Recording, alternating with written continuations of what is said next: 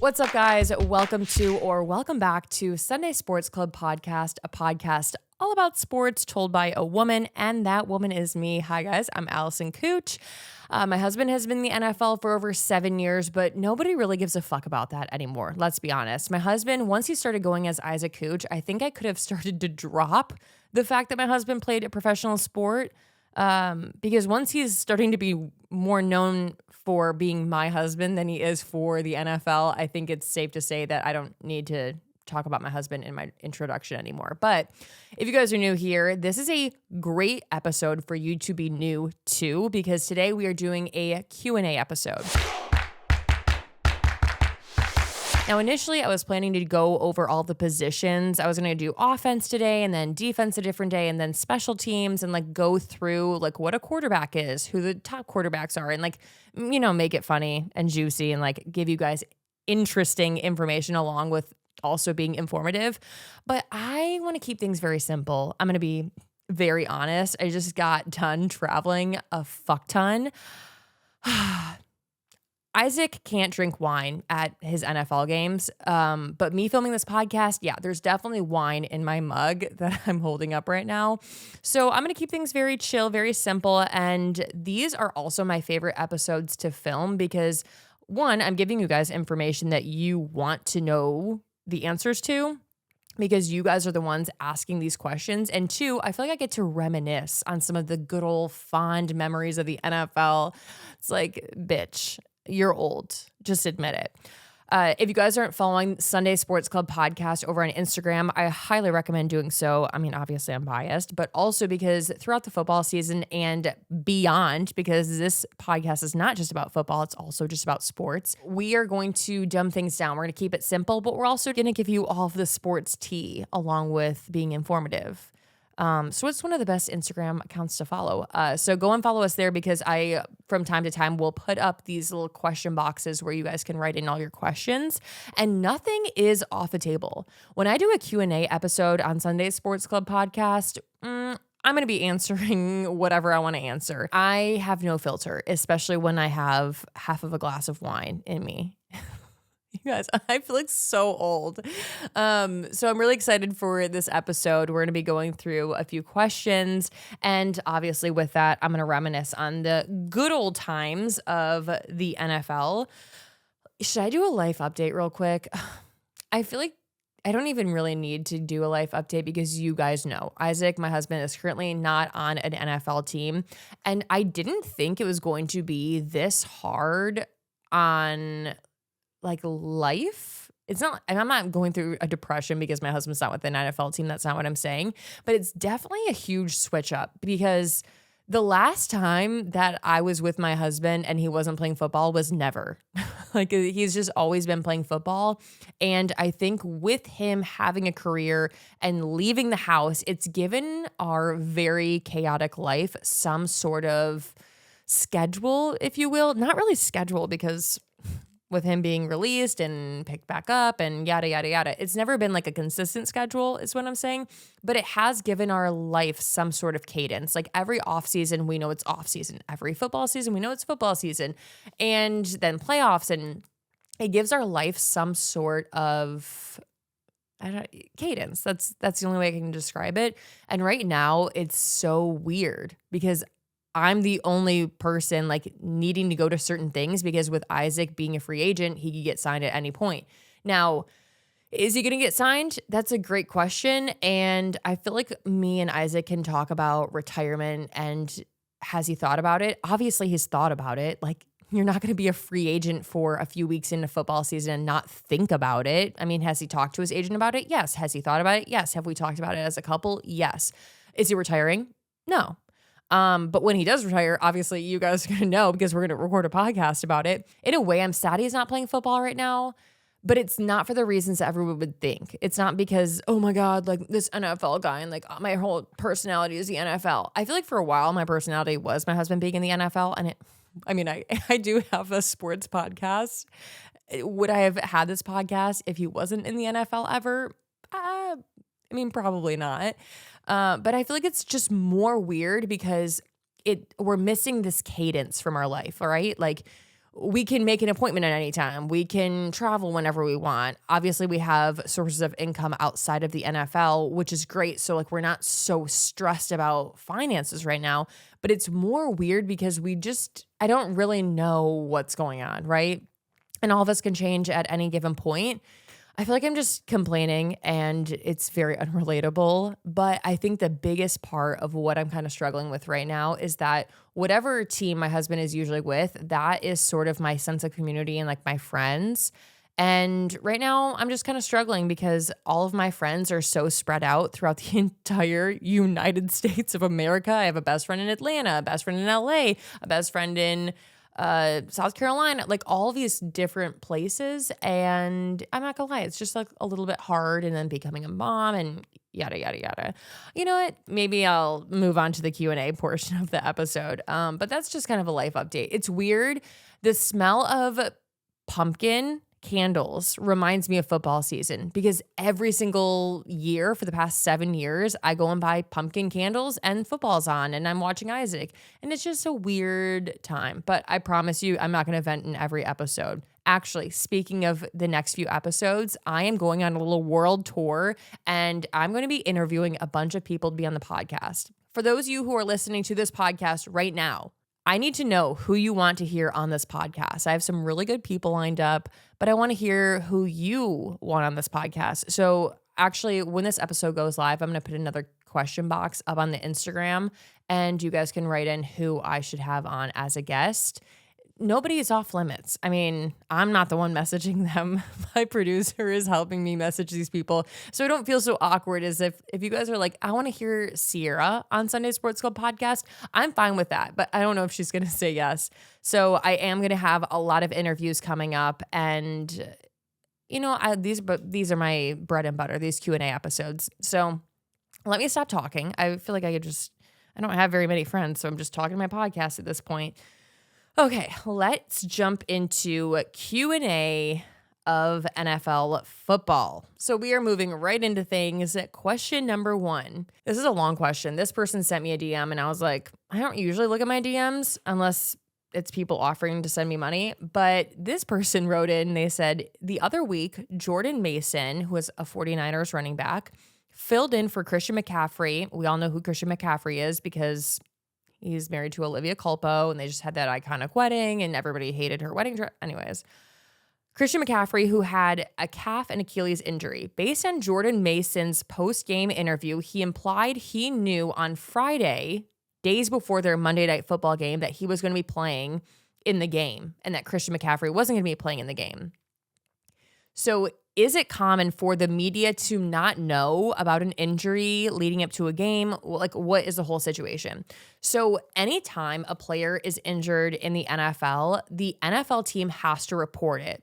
They have to report it so that the media knows and that the other team knows. They can't just keep this a secret, right? Like, secrets aren't allowed in the NFL. I'm sorry.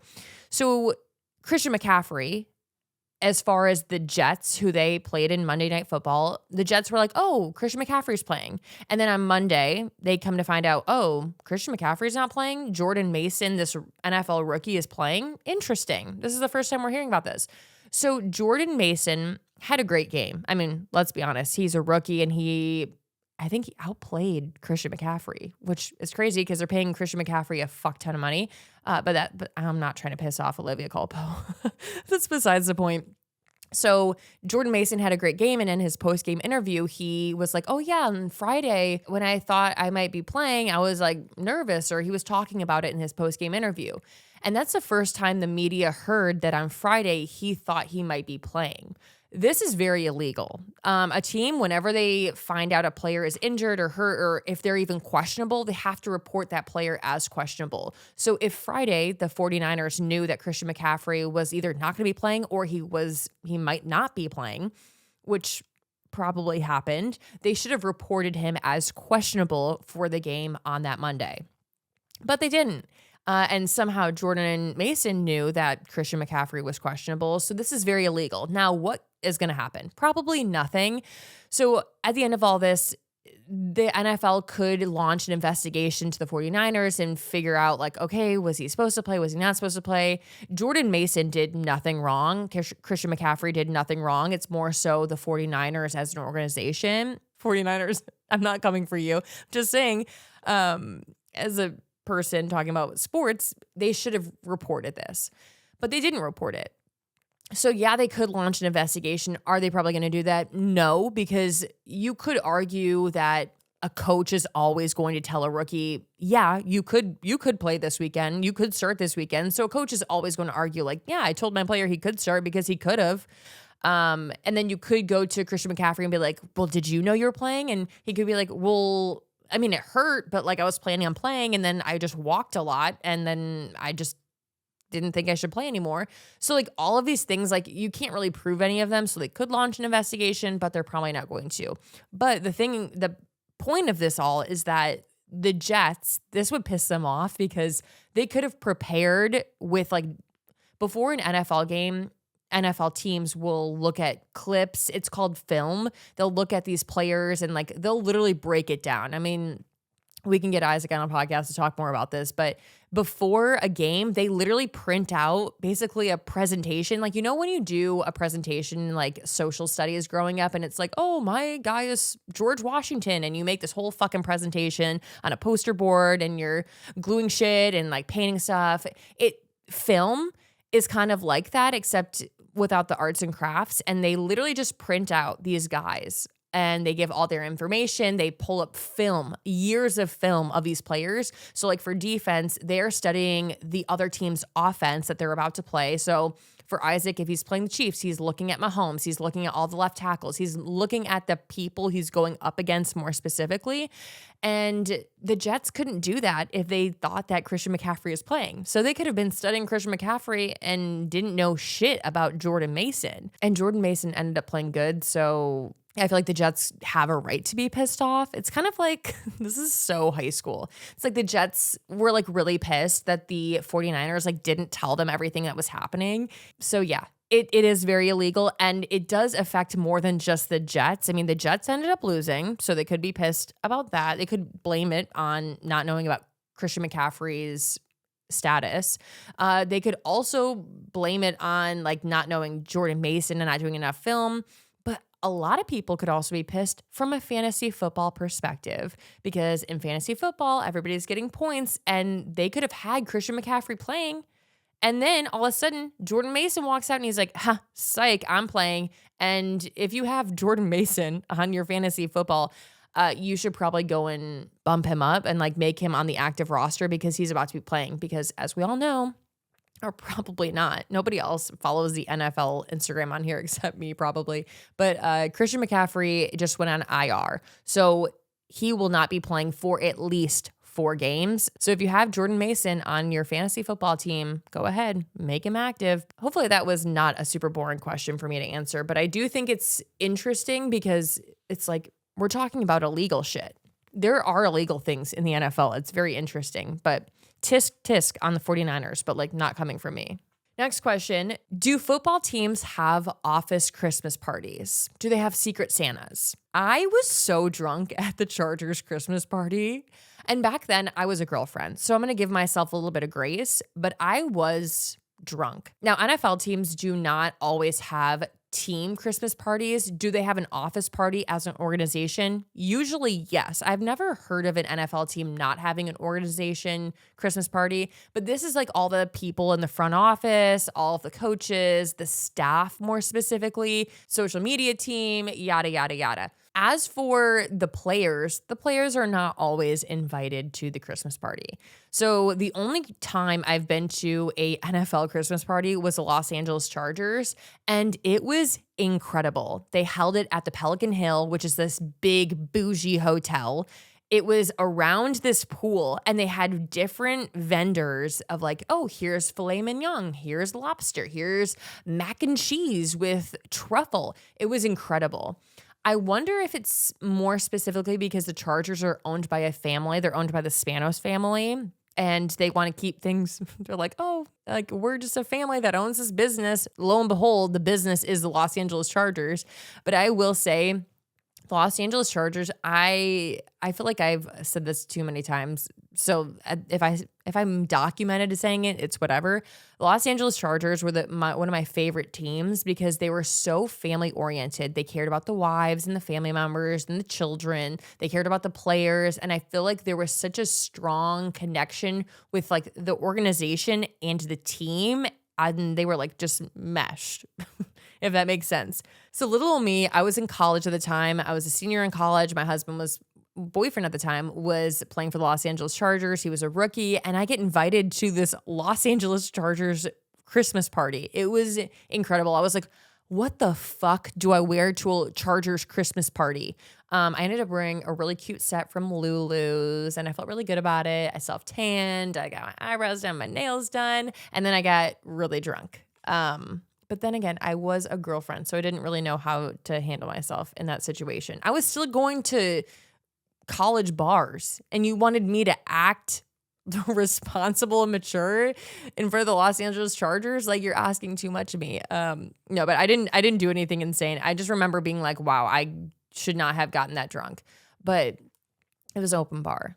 And as a college student, I just was there to take advantage of it because I didn't have to pull out my wallet or my fake ID. No, I'm kidding. I was 21. But the Chargers, we went to 2 of their Christmas parties, and I think it was a great time. I also thought it just made the team feel more like family. And these are like my fond memories of the NFL because we were stagnant. We were with one team for 4 years. As for like other NFL teams, I know NFL teams have these organization Christmas parties where they're, inviting everybody except for the players, which I find a little weird. Like, you have this whole organization and you only have this organization because of the players, but the players aren't invited. It makes sense though from like a PR perspective, because if a player gets drunk and then drives home, or if a player gets drunk and then punches somebody, like, you just don't want to be in that environment. And I guess you don't want to mix business with pleasure, but then again, it's a business Christmas party. I don't know. I feel like I'm contradicting myself. But as for the players, Isaac and I have spent all of our holidays with NFL teams up until last football season, obviously, because Isaac got released right before like 5 days before Thanksgiving and 2 weeks before my due date. But Isaac being in the NFL for 7 years, I'm sorry, I have to say that for the context, but we have spent all of our holidays, all of our Thanksgivings, and all of our Christmases with the NFL team he's with at that point. So from a team perspective, we haven't done anything, but from a player perspective, we have done things. I mean, every Thanksgiving we go over to a player's house or we host.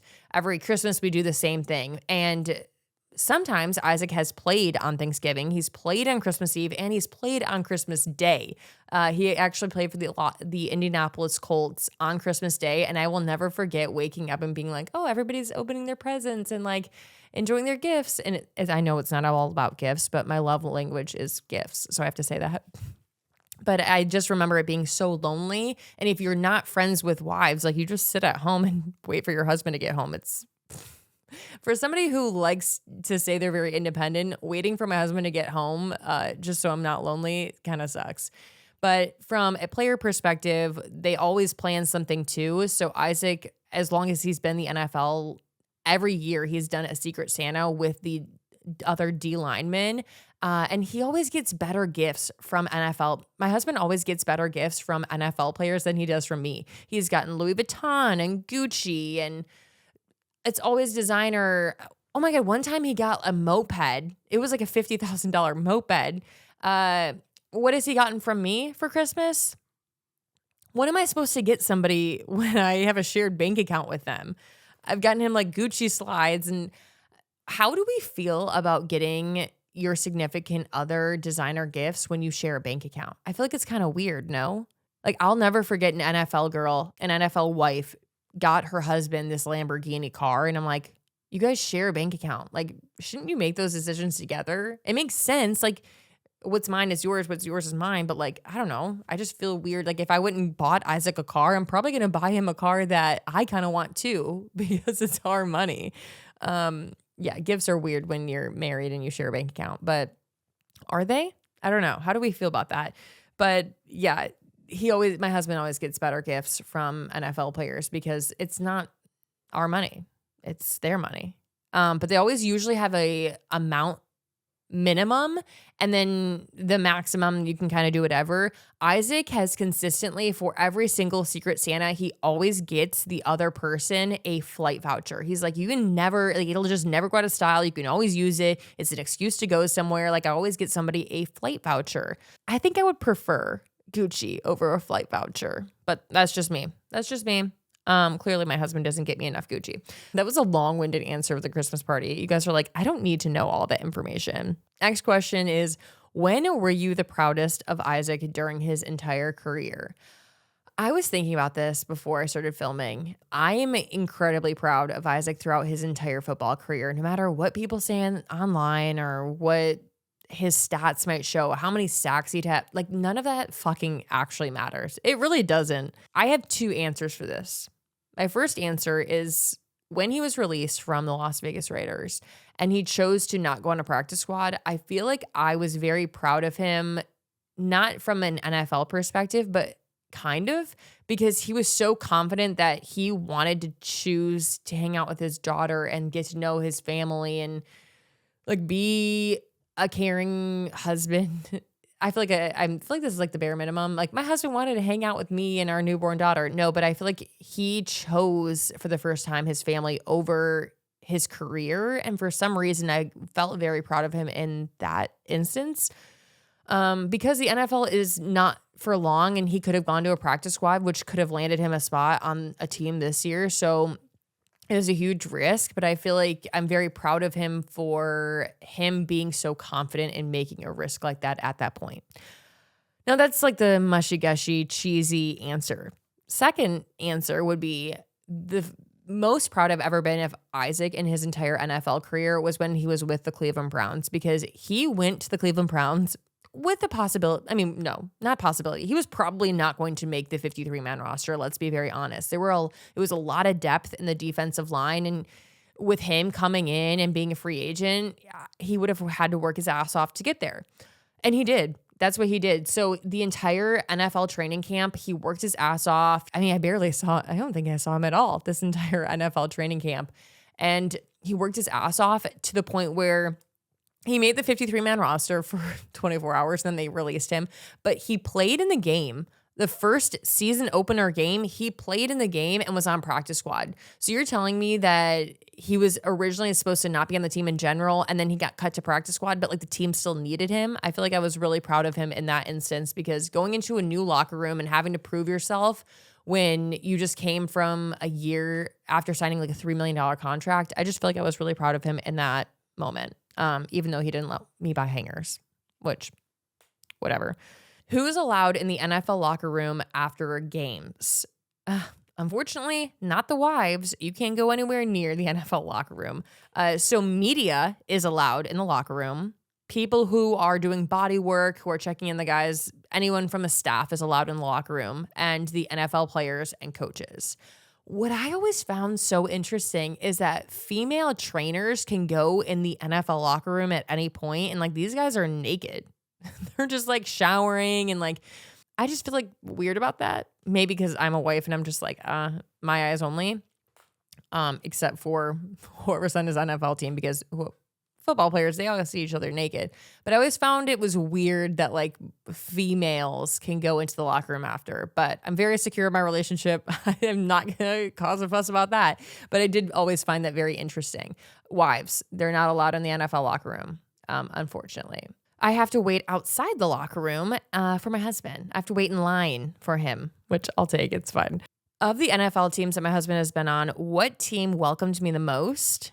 I have to say the Los Angeles Chargers. Now, I feel like it was the Los Angeles Chargers because, one, my husband was a rookie, so I know initially when rookies are signed to NFL teams, or at least for the Chargers' sake, they were very welcoming and like reaching out and like getting you settled. I feel like when a player is drafted, they kind of don't know what the fuck is going on. So they're like, oh, I'm out of college. Like, what do I do? Like, where do I live? So I feel like the girls were all very welcoming in that instance, and the organization was it because Isaac was drafted and he wasn't a free agent? Maybe. Was it because everybody was nice? Maybe. Was it because they're a family-owned team? Maybe. There's a lot of variables as to why they could be welcoming. So what NFL team has been the least welcoming in my husband's career. Honestly, from like a very mature standpoint, there have been teams that have not been as welcoming as others. I mean, that's just very basic, especially when you're playing the comparison game, right? What do they say? Comparison is the thief of happiness. Yeah, because you can't compare all these different NFL teams with different owners and different organizations and different teams. And there's a lot of variables, right? I feel like I'm just beating around the bush at this point. Unfortunately, I feel like we're the teams that Isaac was a free agent. So the Cleveland Browns and the Las Vegas Raiders.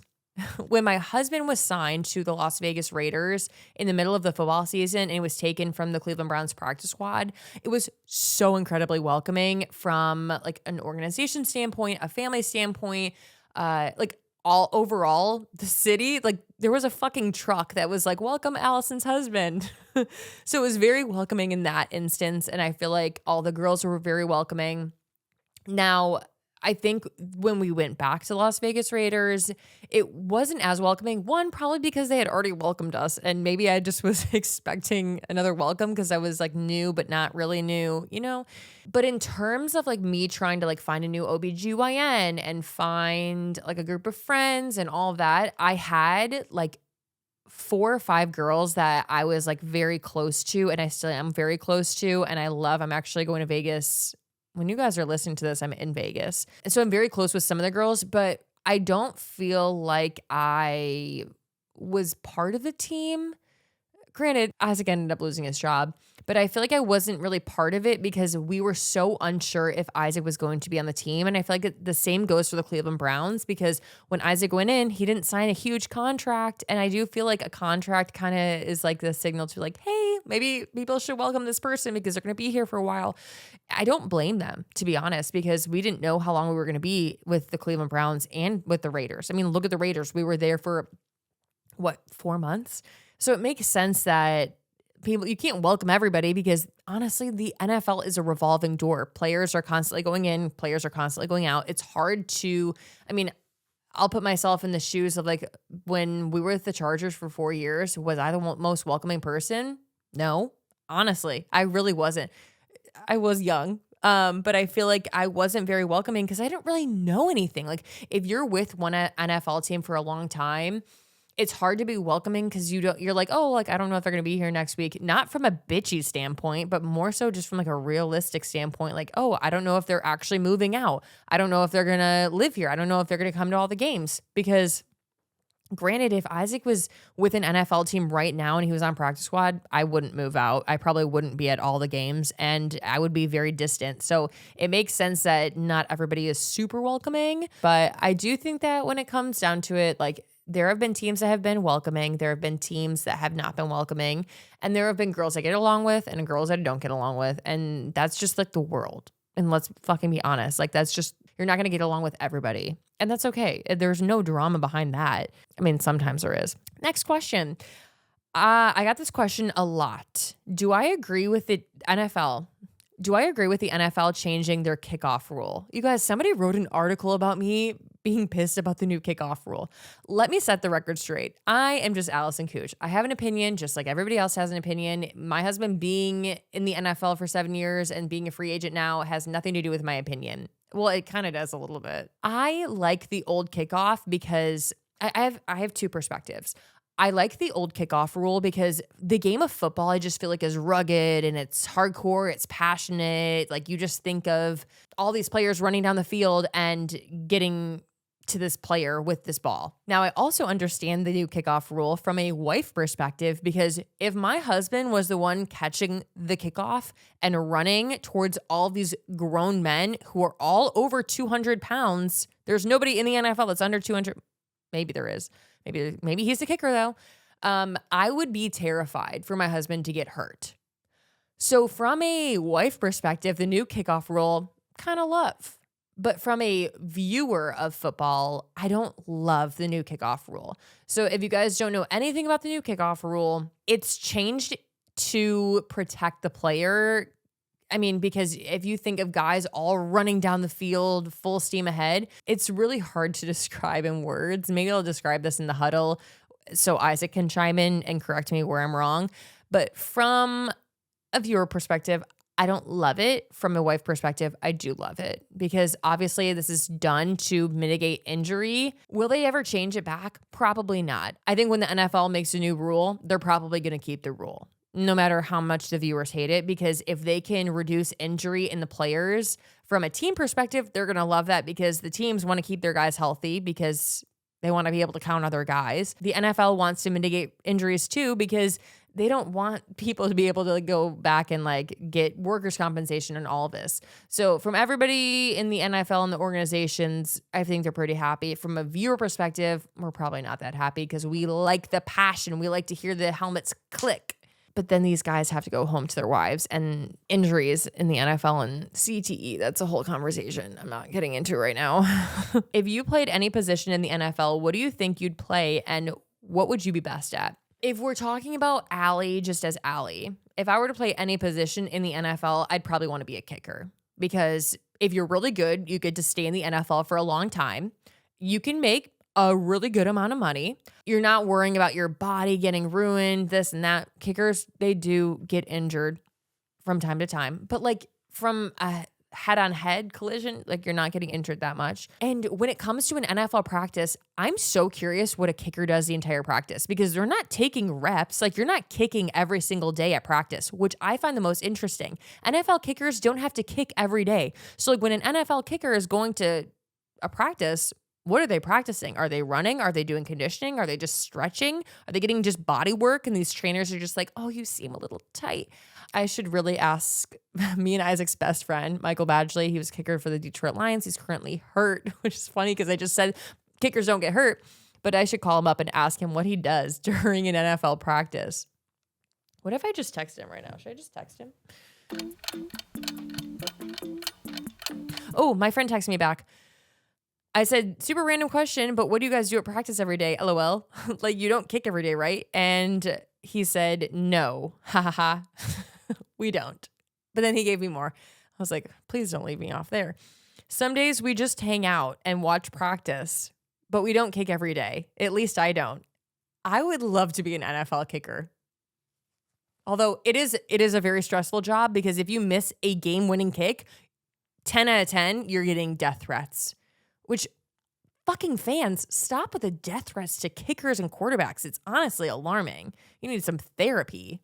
What position do I want to play? I'm going to be very honest. I want to be Regina George. I want to be the quarterback. I want to be making all the decisions. I want everybody to look up to me. I want to be the most popular. Would I be a good quarterback? No. No, I wouldn't be a good quarterback. I procrastinate everything. I'm literally recording this podcast at night because I've been putting it off the entire day.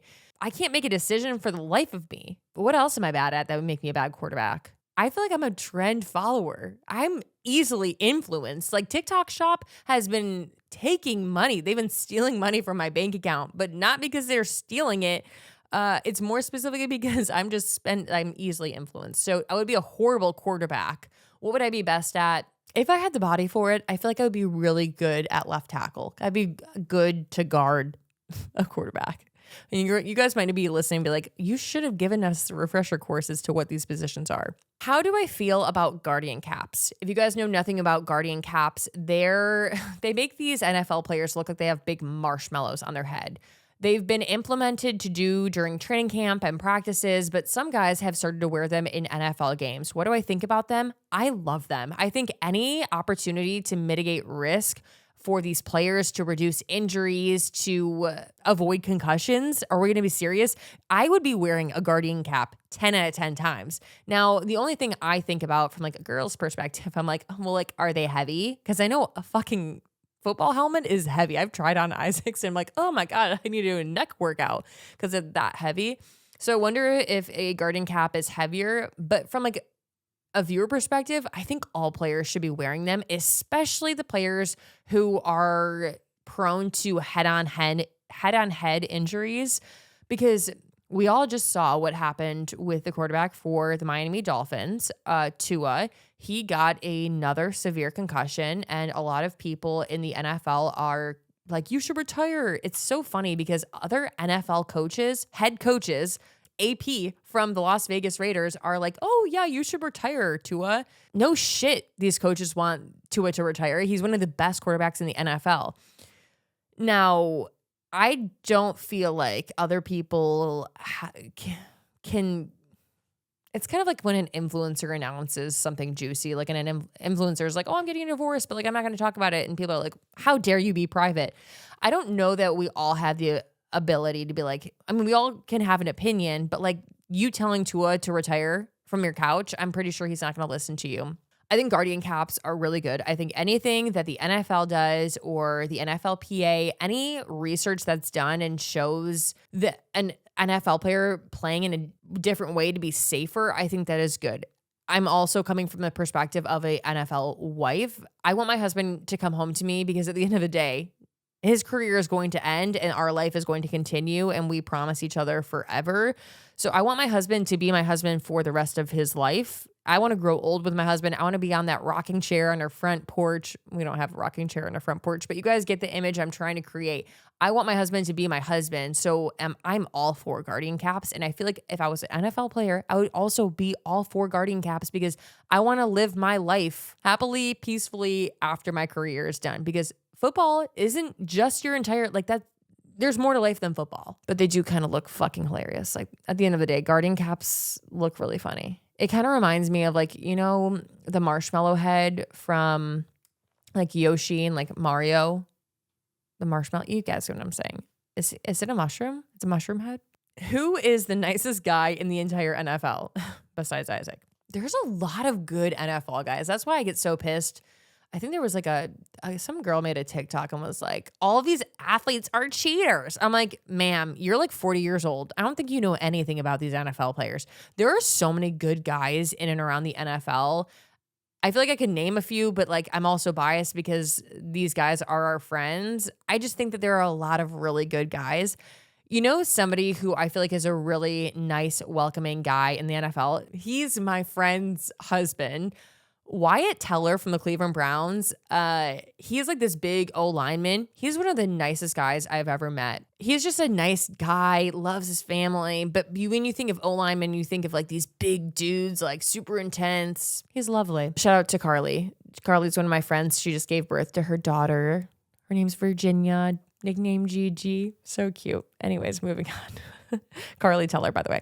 Do NFL players wear underwear under their uniform?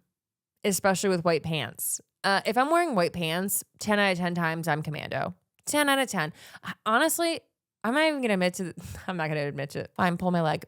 Pull my arm. That's it. I don't love wearing underwear. Yes, NFL players, as far as I'm aware, do wear underwear. Yes, even under their white pants. Yeah, you can see through some of their white pants, especially during a rainy game.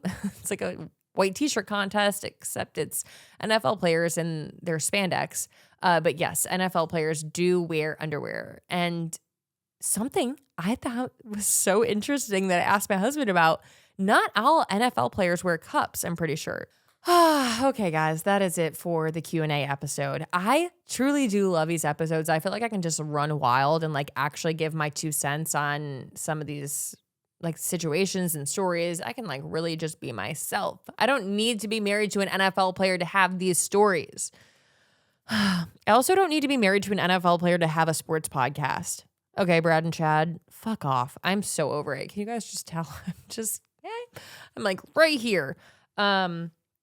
All right, guys, I hope you enjoyed today's episode. Like I said, love these episodes, and I hope you guys do too. If you ever have any questions you want me to answer on the podcast, feel free to flood my DMs. Like, just send me the same question over and over and over. Send it to my personal account. I don't care where you send it. I will probably find it.